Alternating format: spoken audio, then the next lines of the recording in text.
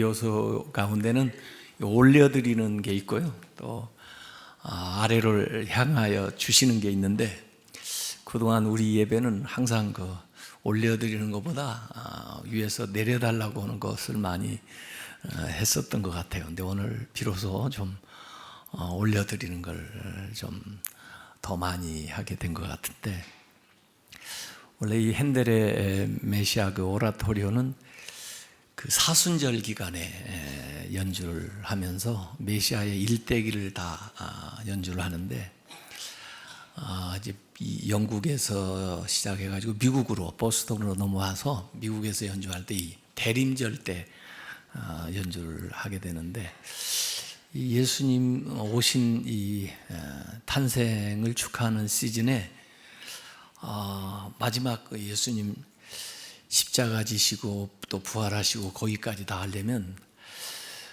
조금 어색하잖아요.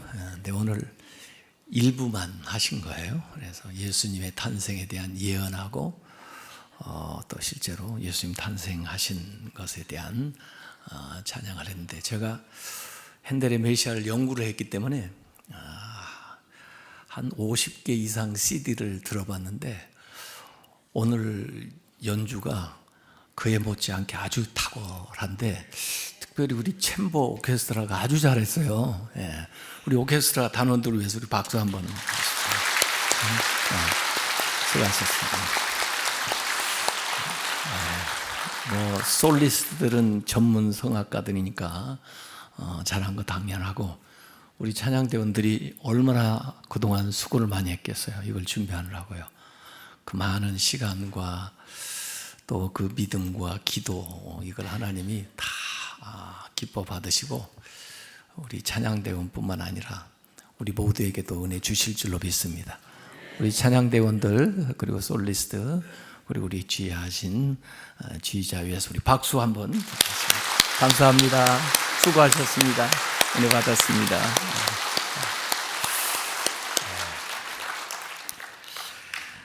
그 아프리카에는 그런 이야기가 내려온다고 해요. 아이가 태어날 때 그 아이만의 노래를 가지고 태어난대요. 그래서 엄마는 그 아이 임신할 때 혼자 그 조용한 들판에 가서 움막을 짓고 그 노래를 기다린다는 겁니다. 그래서 노래가 들릴 때까지 기다리다가 결국 그 아이의 노래가 들릴 때 그 아이의 이름을 짓고, 그리고 돌아와서 남편한테 그 아이의 노래를 가르쳐 준답니다. 그리고 임신한 그 태아에게 계속해서 그 노래를 불러준대요. 그리고 마을 사람들한테도 그 노래를 알려주고, 또 그 아이가 태어났을 때 그 노래를 불러주고, 그 아이가 자라면서 계속해서 그 노래를 들려준답니다. 혹시 애가 자라다가 좀 방황을 하거나 좀 비투로 잘못 나갔을 때도 그 아이를 가운데 세워놓고 동네 사람들이 같이 모여서 그 아이의 노래를 불러준대요. 저는 그 이야기를 들으면서 제가 지금 이제 그 손자가 하나 있고 1월 말쯤 손녀가 태어나거든요. 그래서 제가 제 딸아이 보고 이야기를 했어요. 그 아이만의 노래가 있다는데 태어날 그 아이의 노래를 한번 들어봐라. 그랬더니 자기는 잘 안 들린다고 아빠가 들어보라고 그래가지고 할 수 없이 제가 며칠 동안 기도하면서 조용한 곳에서 그 아이의 노래를 들려달라 그렇게 기도하면서 기다렸는데, 제가 그 아이의 이름을, 제 손자가 하주거든요. 하주. 그 소녀는 제가 하나라고 이름을 지었어요. 그래서 걔가 아이의 노래를 제가 들었어요. 근데 제가 노래를 불러드릴 수는 없고 너무나 워낙 잘해가지고 비교될까봐 나중에 노래를 들려드리기로 하고 제가 쓴 내용만 불러드릴게요. 사람마다 자기 노래를 가지고 태어난대. 그래서 고요한 밤에 하나의 노래를 들어봤지. 별이 흐르는 소리, 달이 비치는 소리가 우주에 가득한데 보석같이 신비롭고 영롱한 너의 노래가 들려. 오래 기다렸지. 반가워, 고마워, 오랜만이야. 기쁘고도 놀라운 소식 가져왔지. 기대하던 아름다운 선물 가져왔지. 조심스럽게 천천히 잘 열어봐. 모두 다 감사하게 될 거야. 모두 다 좋아하게 될 거야. 모두 다 사랑하게 될 거야. 모두 다 행복하게 될 거야. 모두 다 평화롭게 될 거야. 모두 다 복을 받게 될 거야. 그런 내용이에요. 저는 오늘 이 마리아의 그 기사, 누가복음에만 사실 나와 있는 독특한 기사인데, 하나님께 선택된 소녀입니다. 어린 소녀인데 과연 하나님이 이 소녀에게서 무엇을 보셨을까? 이 아이의 인생을 송두리째 바꿔놓은 천사의 방문이 있었습니다. 그런데 천사가 방문해서 말문을 여는 게 누가복음 1장 28절과 1장 30절에 나오는데, 은혜를 받은 자여 평안할지어다. 주께서 너와 함께 하시도다. 마리아여 무서워하지 마라. 내가 하나님께 은혜를 입었느니라. 이 천사가, 가브리엘 천사가 말해준 그 두 구절의 공통점은 은혜입니다. 은혜. God's favor. 하나님의 은혜를 입었다. 하나님의 호의를 입었다. 네가.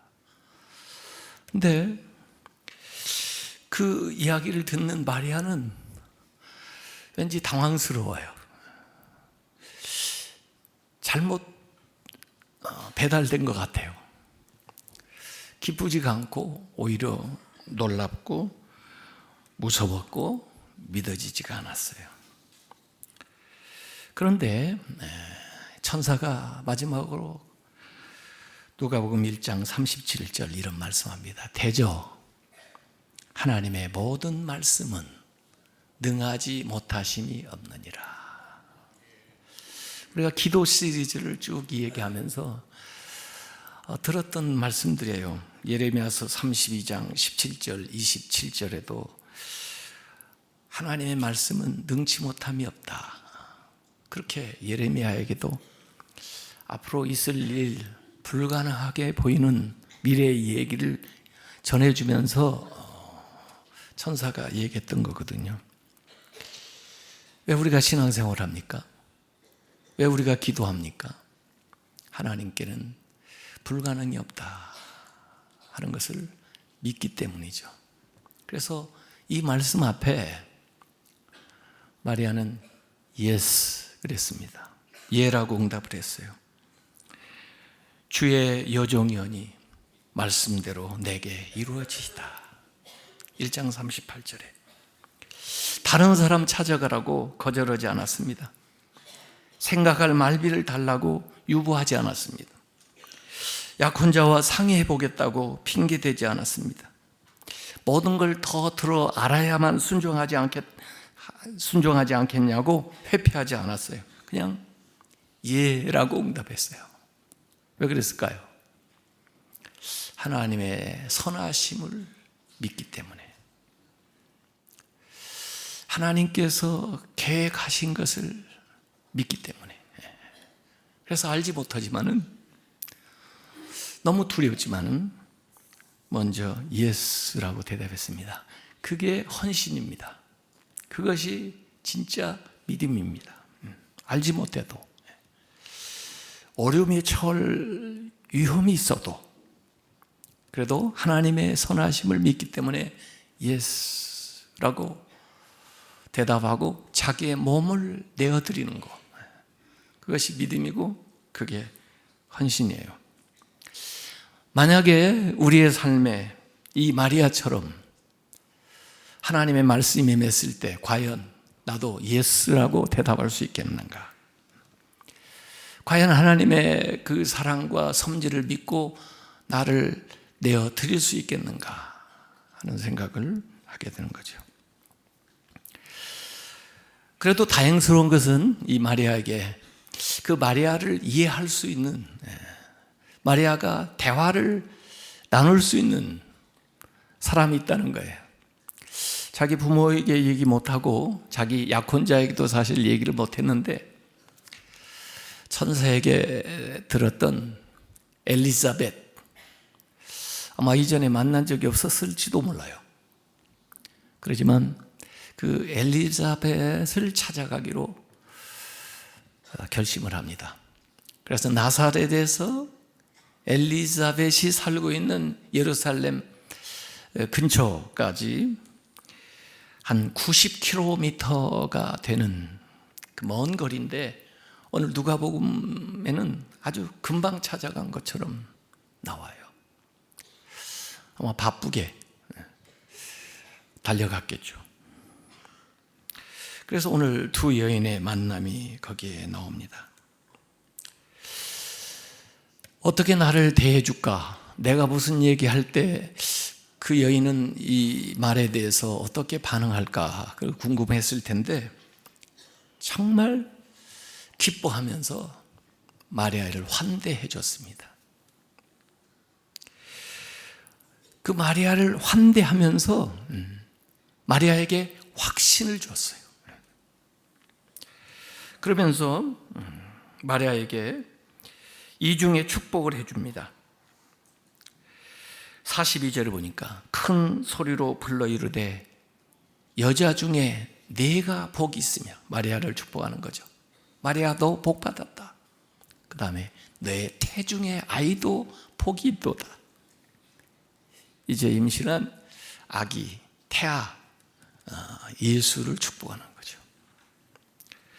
그렇게 하면서 성령이 충만해가지고 그 마리아가 올 때 이야기도 하기 전에 그 엘리자벳이 세례 요한을 지금 임신하고 있었는데 6개월 된 그 태아가 이미 알아보고 그 태에서 뛰놀았다는 거예요. 이 공감과 소통의 대화를 하는 겁니다. 그러면서 다시 45절에 주의 말씀이 반드시 이루어지리라고 믿는 여인에게 복이 있도다. 어떻게 알았는지 마리아가 믿음으로 그것을 받아들인, 그걸 엘리사벳이 축복하는 거예요. 그걸 믿는, 그 말씀을 믿는 너에게 복이 있도다 해서 예수보다 6개월 먼저 온 선지자의 어머니 엘리자벳과 하나님의 지극히 거룩한 분의 아들 마리아의 만남이 여기에서 이루어지게 되는 겁니다. 사실은 나이도 엘리자벳이 훨씬 많고, 엘리자벳은 대제사장의 아내이고 마리아는 저 시골에 나이도 어린, 사실은 가난한 그런 소녀인데 그 모든 신분과 빈부와 모든 것을 경륜을 뛰어넘어서 영적인 친교가 일어나요. Spiritual Fellowship, 영적 친교. 마리아는 몸이 무거운 엘리자벳을 돌봐드리고, 엘리자벳은 아직 인생의 경륜이나 신앙의 경륜이 어린 그 마리아를 영적으로 지도해 주는 거죠. 그걸 통해서 아마 안정적으로 이제 초기 임신을 이렇게 할 수 있었을 거고, 그 엘리자벳은 몸이 무거울 때 돌봐주는 사람이 옆에 있었을 거라고요. 이 둘이 나뉘는 이 영적인 친교가 뭐냐? 저는 기도라고 생각을 해요. 그 안에서 사실은 기도에서 나타나는 것들이 그 영적인 친교에서 두 사람 가운데 이루어지는 거죠. 그래서 사실 그 3개월 동안 같이 지내는 시간이 함께 기도하는 시간이었다, 이런 생각을 해요. 그래서 마리아와 엘리자벳이 같은 꿈을 꾸는 겁니다. 이스라엘의 그저 아주 오래되었던 그 꿈, 그것이 자기들 시대에 이 두 여인의 몸을 통해서 태어날 사람들을 통해서 이루어질 것들을 나누면서 영적인 친교를 했을 거예요. 성경에 그런 여인들이 나옵니다.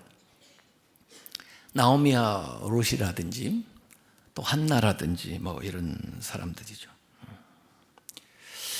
저는 여기서 또 다시 질문하고 싶어요.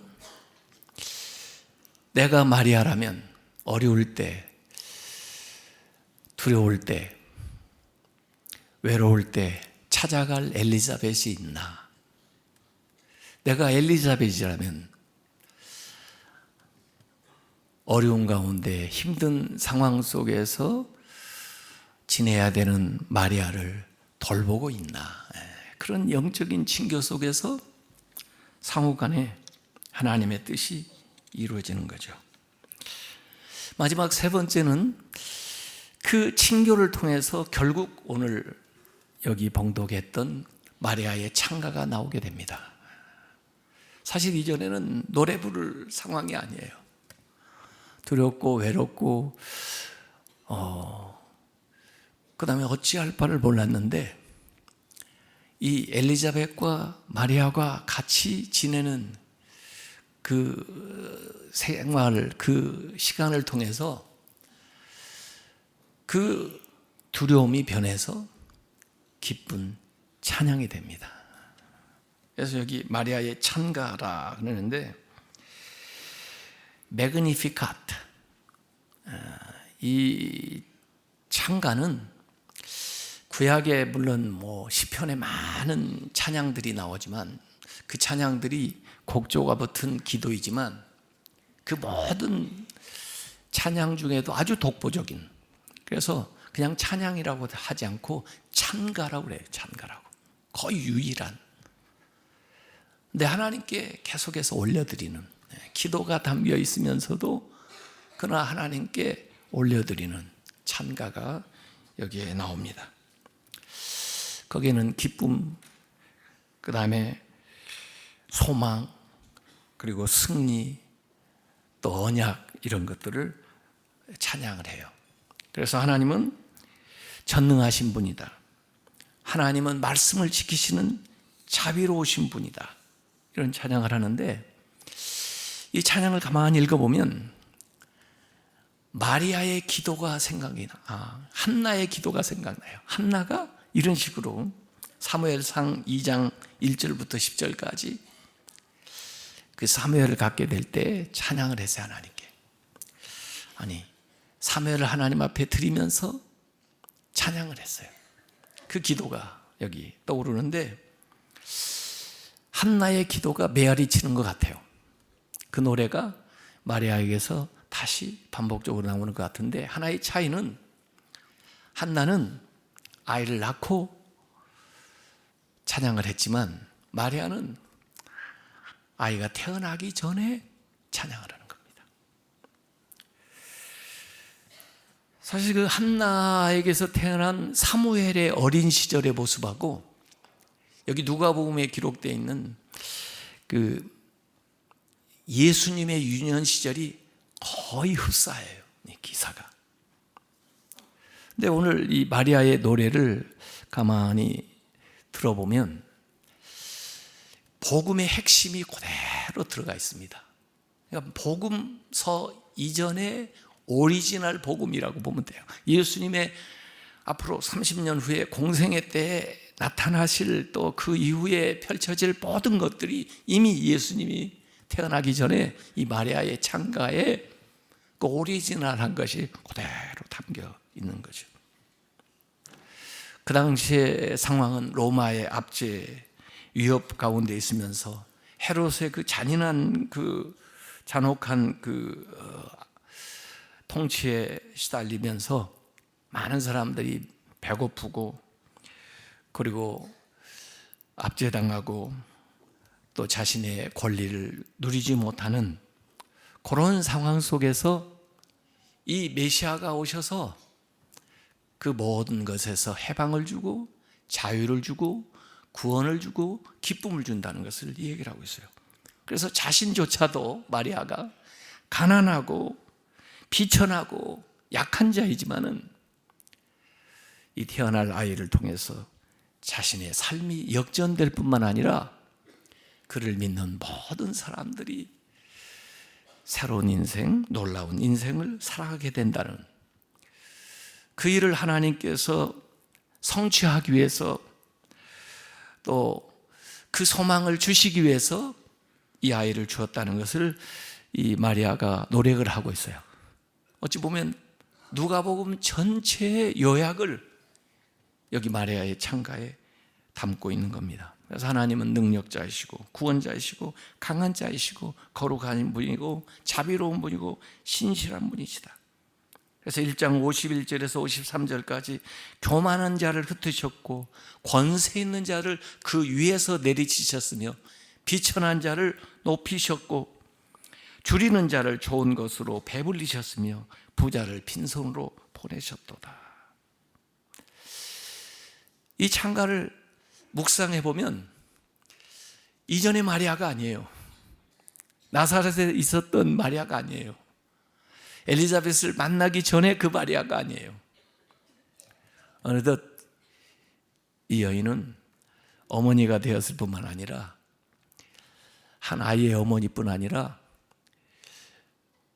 메시아의 어머니가 되는 그런 다른 마리아, 강인한 마리아의 모습이 나옵니다. 소녀에서 여인이 되는 거죠. 그 엘리사벳과의 영적인 친교, 또 기도, 이 찬양을 통해서 이 기도와 찬양이, 영적인 친교가 이 마리아를 새로운 마리아로, 놀라운 위대한 마리아로 만들어가는 거죠. 나라와 인류를 품은 여인으로, 새로운 희망을 잉태한 여인으로, 이렇게 이 사명이 이 여인을 다르게 만드는 겁니다. 그래서 오늘 저는 마지막으로 그 얘기를 하고 싶은 거죠. 어떠한 상황에서도 기도할 수 있는가? 어떠한 상황에서도 노래할 수 있는가? 노래할 수 있다면, 기도할 수 있다면, 우리가 모여서 영적인 친교를 나눌 수만 있다면 나를 다르게 만들 수가 있다. 나를 위대하게 변화시킬 수가 있다. 도로시 세이어스가 쓴 왕으로 난 자의 동방박사하고 마리아하고 대화하는 관객이 나옵니다. 제가 그 대화만 하나 읽어드리고 마치겠습니다. 동방박사가 이렇게 물어보는 거예요. 피탄에 잠긴 사람들을 대신해서 말합니다. 우리는 노동하기 위해 일어나고 잠자기 위해 눕습니다. 밤은 그저 이쪽 짐에서 저쪽 짐으로 옮겨가는 잠깐의 휴식일 뿐이죠. 두려움은 매일의 동반자입니다. 궁핍에 대한 두려움, 전쟁에 대한 두려움, 잔인한 죽음에 대한 두려움, 그리고 훨씬 더 잔인한 삶에 대한 두려움이 있지요. 하지만 우리의 고난이 헛되지 않음을 안다면, 하나님께서 고군분투하는 우리 곁에서 세상의 비참함을 공유하신다는 것을 안다면 우리는 이 모두를 참을 수 있을 것입니다. 세상을 괴롭히는 수수께끼는 약속된 하나님의 나라가 올 때에 슬픔과 사랑이 결국 화해할 것인가 입니다 하고 물어보니까 마리아가 답변한 겁니다. 정말 어려운 질문이네요. 하지만 저의 경우는 이렇습니다. 천사의 메시지가 제게 전해졌을 때 주님은 제 마음에 찬송을 주셨습니다. 문득 저는 부와 지혜가 하나님께는 아무것도 아님을 깨닫게 되었습니다. 그리고 하나님의 친구가 될 수 없을 만큼 하찮은 사람은 아무도 없다고 생각하게 되었습니다. 그런 생각이 드는 것은 저에게 일어났던 일 때문이죠. 저는 매우 비천하게 태어났지만 하나님의 능력이 저에게 임하였어요. 저는 아주 어리석고 무식하지만 그분의 말씀이 저에게 주어졌죠. 그 후 아이가 태어나 제 삶을 사랑으로 가득 채웠을 때 저는 깊은 고통에 빠졌습니다. 그래서 저는 매우 잘 안답니다. 지혜와 능력과 슬픔은 사랑과 더불어 살 수 있다는 것을요. 저에게는 제품했던 아이가 모든 수수께끼에 대한 답이랍니다. 이런 대화를 나눈 이야기를 기록해 놓았습니다. 주님께서 우리 각 사람에게 여러 가지의 선물을 안고 찾아와서 여러분이 궁금해하는 거, 여러분이 필요한 것들을 다 공급해 주실 줄로 믿습니다. 기도하겠습니다.